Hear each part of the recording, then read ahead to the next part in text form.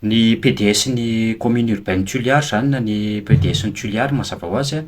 de tokony ho malagasy satria ny antony zany satria ao anatin'ny ekipan'ny PDS zany de misy fonctionnaire, misy agent de l'État ary tena izay ny anatin'ny ekipa amin'ny PDS kanefa eritreretina ve hoe olona métistisy na olona tsy tena malagasy 100% nandeha hibaiko mpiasam-panjakana de ohatran'ny manahirana ihany zany aza diny fa saripady ny asam-panjakana ary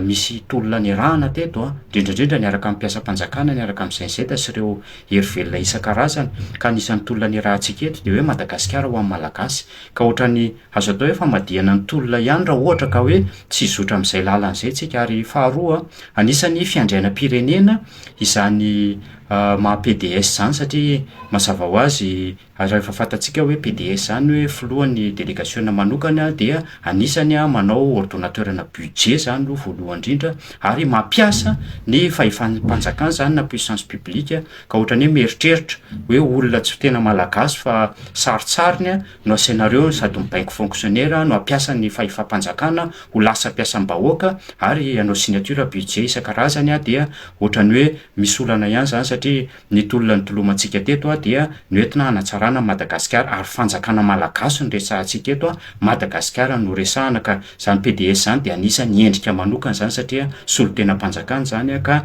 ny fananana PDS zay saritsariny na olona tsy fantatry le olona eo atoerana akory na tsy tena malagasy zay tonga de fantatry lay mpiasa zany zavatra zany dia mety manahirana zany ary tsy tena d'accord amin'izany zay ka raha ny législation antsika nge zao jerena maninona zao ny directeur nge zao nationalité malagasy de mitovitovy ihany zany hoe directeur sy le hoe PDS zany ka aoka re amin'ny mampiara-miasa de aoka mba tsy hisy an'izany PDS manana nationalité hafa zany fa aleo tena malagasy no ataontsika PDS 100% malagasy de isika koa manana mpanao politika mpitolole ny président délégation manokana spécial président délégation spéciale zany nge olona mpitolona no tokony atao an'izany tsika zao manana ry frérot misy tanora reny any tanora reny afaka mitarika tanora namana hafa maro tsika miresaka fuite de cerveau ho amin'ny fampandrosoana Madagasikara de aleo manohana tanora tsika ka de apetraka atsipy aminareo lehibe zany ny teny any amponareo amin'ny mahalalanareo ary atsipy ihany koa ny tady any atandroko ny omby ka trafiky mahery ny fitenenana ambava homana pomba eritreritra Madagasikara ho amin'ny malagasy misaotra tompoko lahy misaotra tompoko vavy Andreba to Serge Vital miarabanao izay miaraba anareo mitanaky ty miaraba anareo pizaipizainao ny tokatrano fanotaniko voalohany maty ny rabiady saben'ny tanàna ny Tuiliard tonga de tsiko le fanotaniny ny bandeau rouge dia amin'ny ampanganao teratany vazaha ka tsy tokony hanana anjara biriky no fampandrosoana ny tanàna ny Tuiliard raha ny resaka taminay teto amin'ny tanàko ty ny lehibe an'izany bandeau rouge zany omaly dia mazava ny teniny fa tady anao mpitoly ianareo miaraka amin'ny ozatra zay le ozatra egal ny filohan'ny anteny mera-pirenena Andriamatoa sy teny Randrelasonaiko manahoana ny fahitano an'izay ya manoloana ny falasan'ny be ny tanàna ny Tuiliard zokobe ajaina tiako amarineto fa ny tantara tsy azo fafaina na vita be izy be rabeaja zany mba hanjam-piadanana am'izay izy mahakasika an'iny resaky ny rahalahy l'homme noir iny moa zany tsika samy mana ny heviny fa eto dia tiako amarintsika fa tsy misy zany resaka vazaha sy resaka karany sy resaka sakalava sy resaka komoria zany eto Madagasikara fa gasy ray ihany ray zay faharoa manaraka an'izay matoa ny tena ny latsaka ho fidinao be ny tanàna tamin'ny 2024 dia mazava ho azy fa teratany malagasy ka ny fomba fiteny hoe karana vazaha komoria sinoa mino angamba fa tsisy an'izany ary tsy tokony hanana an'izany fomba fijery zany sontsika ka amiko reny faux problème raha hoan'ny zava-misy eo am'le commune Tuiliard aloha zany am'izao fotoana zao tiako anontanina satria teo aloha teo ohatrany hoe nakatony mpiasa mihitsy ny varavaran'ny commune satria nisy arere maromaro tsy voaloha ny be ny tanàna zay efa nodimandry iny tsy idirany sony hoe inona marina ny tena zava-misy eo Tuiliard amin'ny mazanako Tuiliard anao iarahantsika mahita fa tsy milamina ny amin'ny commune urbaine Tuiliard reny misy fitokonana ataony mpiasan'ny commune tamin'ny herinandro lasa reny maro ny zavatra tsy tsy ny ariere fotsiny eo fa ny fonctionnement ny commune mihitsy no tsy mandeha amin'izany miteny zao nohon' zay ataontsika hoe biby tsisy lohan'izay fa lasa ny tompokolahy izay tsy verenatsika fa eo ihany koa ny fitantanana tsy voanjoany ny olana nisy tamin'ny commune urbaine Toliara fa iarahantsika mahita fa tsy mandeha amin'ny tokony ho izy zay ny azoko amalina tany alolo tany izy io fa nisy any ny olana tamin'izay nareo ohatra nanao collégial misy endrika ohatr'izay ve ny zava-misy eo Toliara amin'izao fotoana zao hoe entina hampandehanana an'le commune aloha sa hoe tena migrevy ny mpiasa migrevy ny mpiasa amintsika miteny zao tsisy collégial ntsony tao tsisy collégial ntsony ao amin'izao fa ny lefitra no mitondra ben'ny tanàna lefitra zany hoe ny premier deuxième sy troisième no mitondra ataontsika hoe vonjomaika manjam-panenjana an'io PDS izay tokony ho ekeny rehetra ary eto dia na iza no tonga eo arabaiko fa kosa ajanono ny adilay politika ajanono kosa ny fanavakavahana ara-poko na ara-fiaviana na ara-finoana fa izay atokisany ireo mponja fanjakana ireo lehibe atokisany fahampanjoso ary afaka anarona ny commune io no tokony ho tenjeny eo fa mpanjosoana no resaka eto fiainam-pirenena no resaka eto ka tsy dirany resaka adi-poko tsy tokony isy an'izany resaka fiaviana zany fa efa zanaka Toliara daholo tsika ny mponina ny Toliara nefa zanaka ny Toliara ohatran'izay koa zay to Antananarivo ane tsy avahin'olo eo avy any Toliara fa rehefa misy braona toerana aleanay de fa eto Antananarivo de fa mponina Antananarivo mbola tsy nisy olony teny anao tsy ataoko taratasy koa fa ianao avy any Toliara mbola tsy nisy an'izay ka tsy tokony voizina zay raha zay fa tsy mety tsika zao mila fitonina mila apaisement ny vahoaka ary mila fampanjosoana mila action réelle izay miampaka any foty zay ny tadiavina vahoaka malagasy raha tsona ho mpifaninana ao amin'izany PDS zany fa ianao mety vonona ary mety mananatra ke fa hoe anarina ny zava-misy ao Toliara amin'izao fotoana zao oui mazava ho azy fananana finiavana ny tena fananana fanetsetena ny tena fananana an'izay fanirina hitondra anjara brika ao amin'ny Toliara zay matoa latsaka be ny tanàna tsy miankina tamin'izany fotoana zany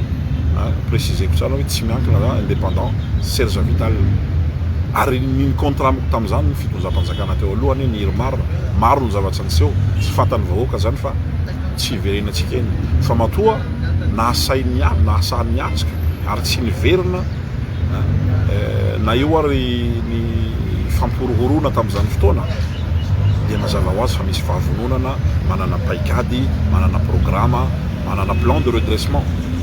any fitondrana ny commune raha mametsaka fitokisamiko ny lehibe raha mametsaka fitokisamiko ny filohan'ny fanavaozana sy ny ministera na tany dia raisiko ampanetsetena raisiko ampitiavana ary ho tanterahako amin'ny fo mba hananarenana mba hananany Toliara hampiverina ny Toliara amin'ny tokony na Toliara azy tany fa atreto tsy miady toerana hoe zany tsy maintsy atao PDS tsy miady tena za tsy miady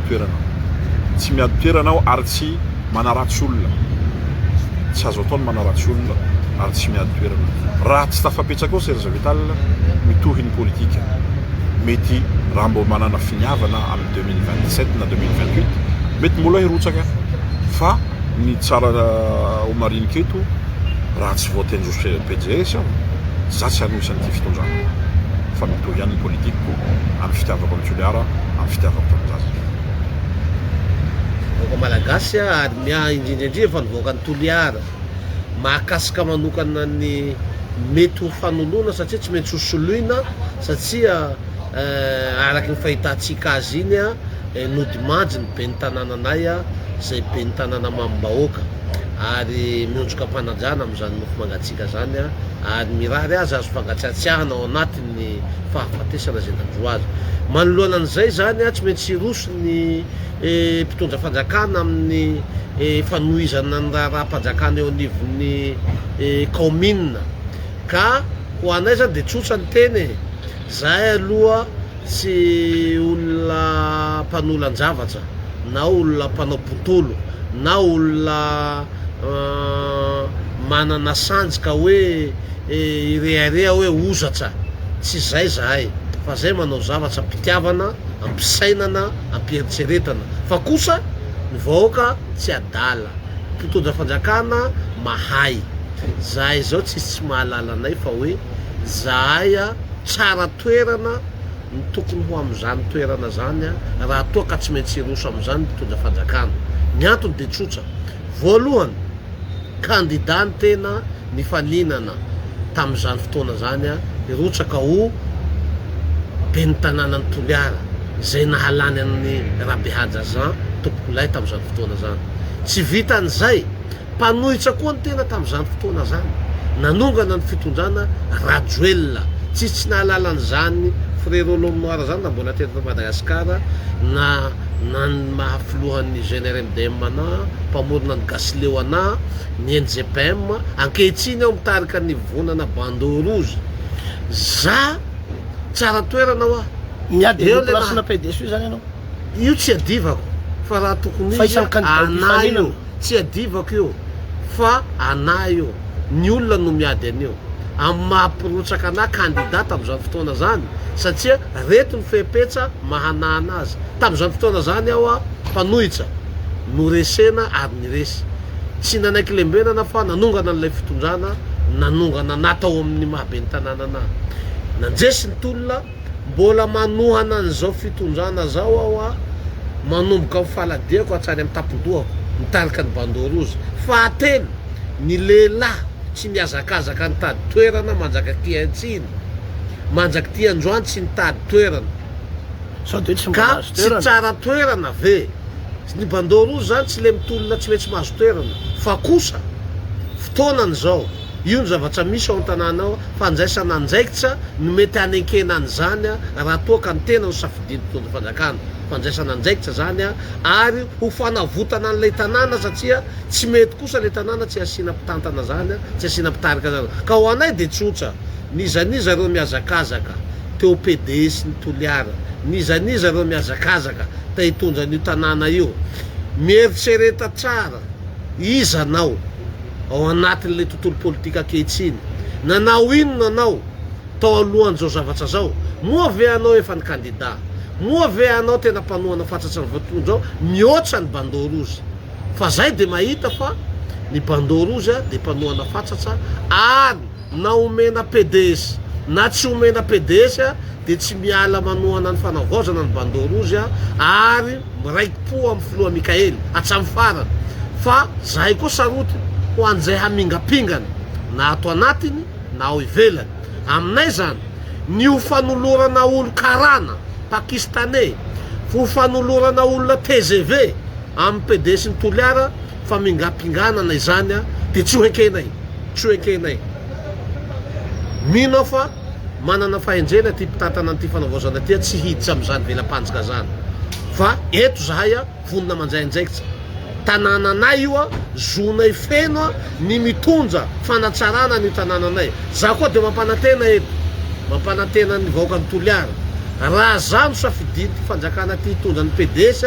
de mana kolotsaina hafa mihitsy fa hanambatra ny zanaky Toliara ray manontolo ny ato am-poko sy ato an-tsaiko,